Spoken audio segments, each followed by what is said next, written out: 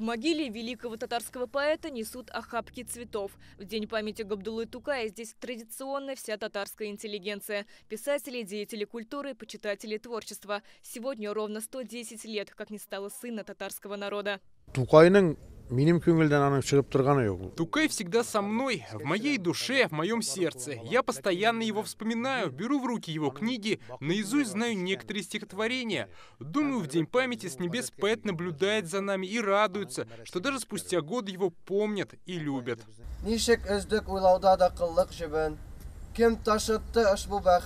На новотатарском кладбище сегодня звучала не только поминальная молитва, но и стихи поэта, слова признания и гордости. Габдулла Тукай служит своему народу уже больше века. Мы, конечно, должны быть благодарны ему за внесенный вклад в развитие татарского языка. Он осветил его красоту со всех сторон и запечатлел в своих произведениях.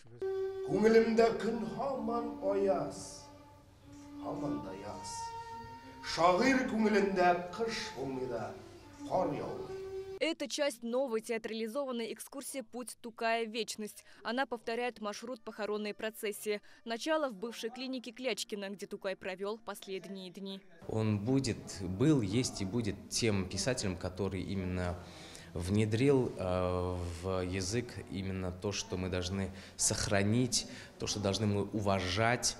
И я считаю его, то, что он всегда смотрел вперед, и в его стихотворениях, в его рассказах есть все равно какой-то оттенок современности. Экскурсанты увидели ту самую палату, где прошли последние 36 дней его жизни. Тукай даже тогда не переставал творить. Он писал, редактировал, составлял сборники. Здесь он пишет свое поэтическое, философское, жизненное завещание. Уянгаш бренче эшем.